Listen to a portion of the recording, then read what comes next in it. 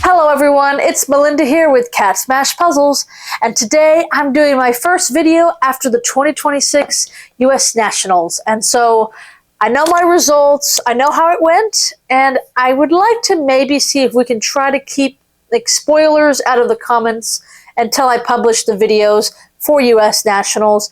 I really do think that there's a lot to say, a lot to analyze. There's a couple surprises I would maybe like to present in those videos.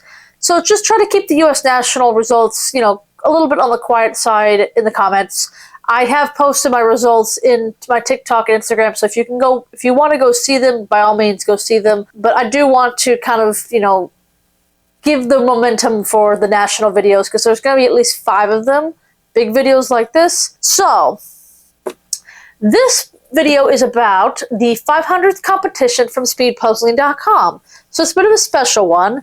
And this is their March 2026 new release 500-piece puzzle. So this is one of the 4 Zoom competitions I am doing. So I kind of was pleasantly surprised with this puzzle. It is called Pi Day, and it is a specialty puzzle created by speedpuzzling.com with Boardwalk. And it is, I believe, one of Jonathan's family members who created the artwork. Her name is Emma Clough, and she did a very cute job. It's very colorful, very color blocky. So I saw this puzzle and I'm like, oh, well, this might be an actually relatively easy one.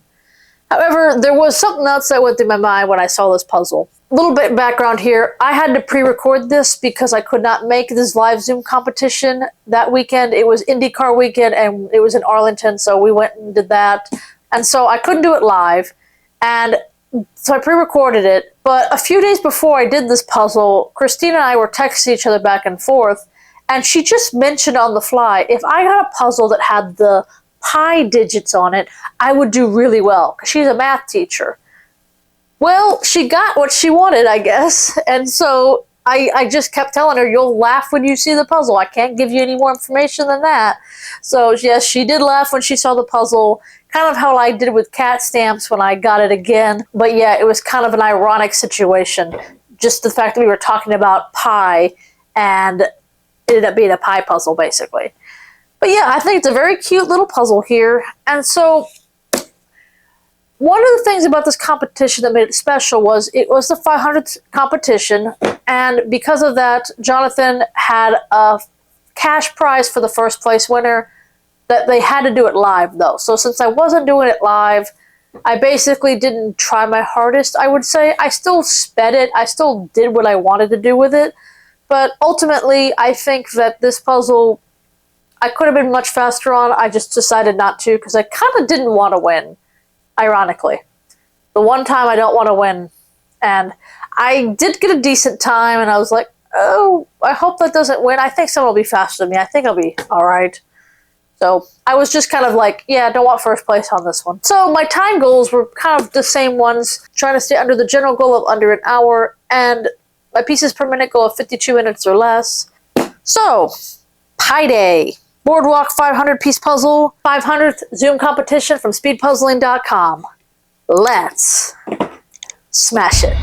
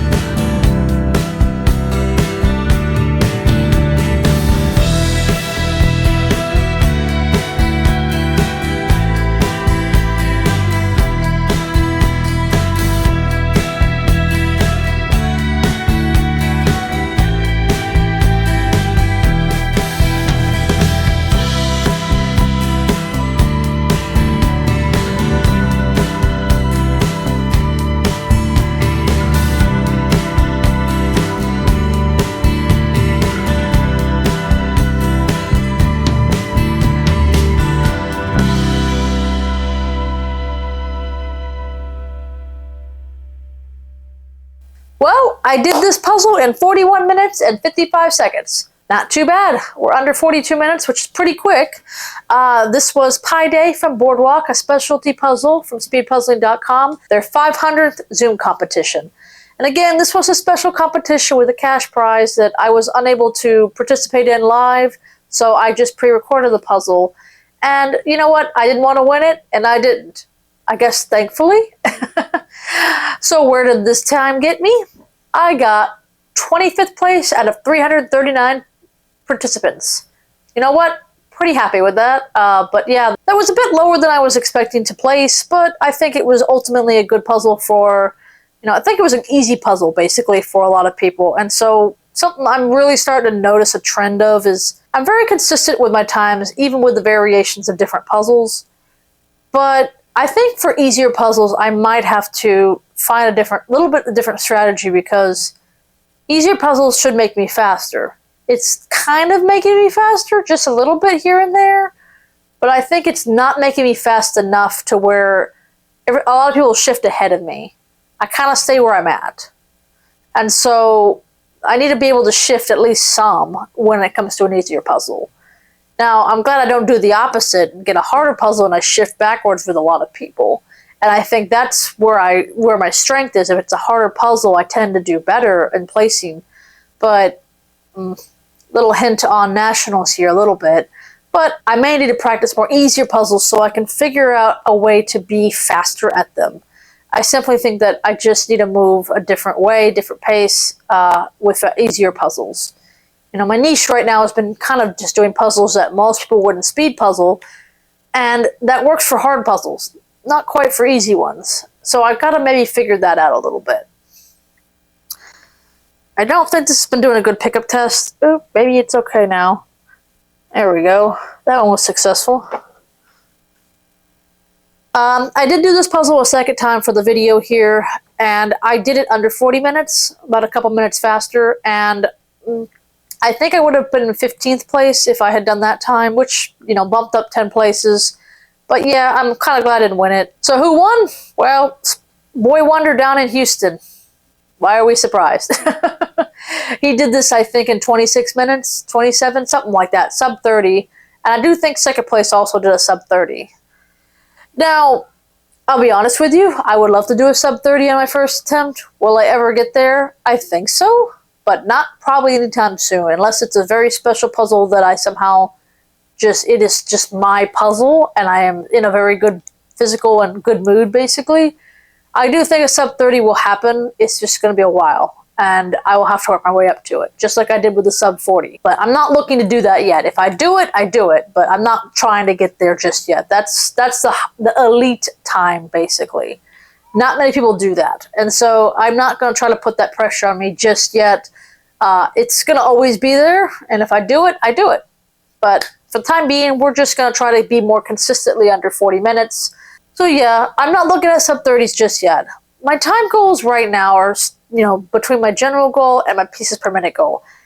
And my general goals, I think, will stay where they are because I think that they keep me, an eye level of where the average to faster puzzler lands.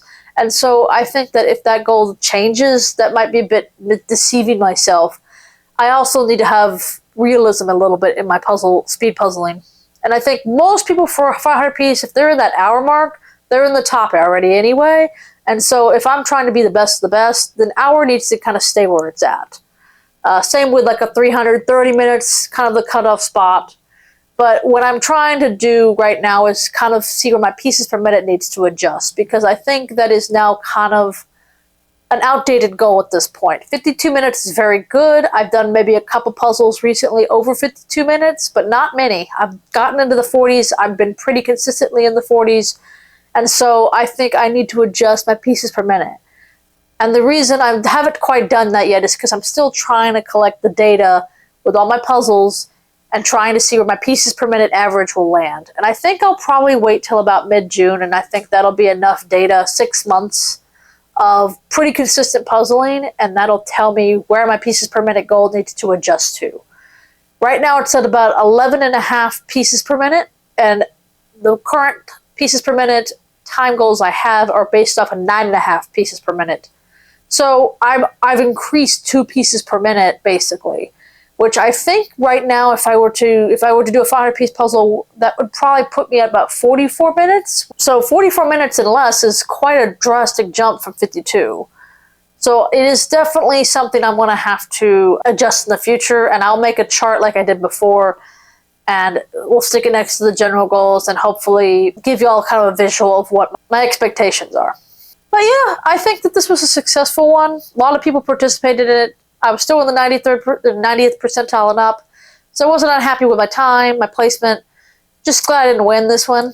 You know, I would have hated to have been the first place winner, and I can't get the cash. That would have been very disappointing. So, SpeedPuzzling.com's 500th Zoom contest. Pi Day. We definitely smashed it. Thanks so much for watching. Please like, comment, and subscribe. I will see y'all next time. Bye-bye.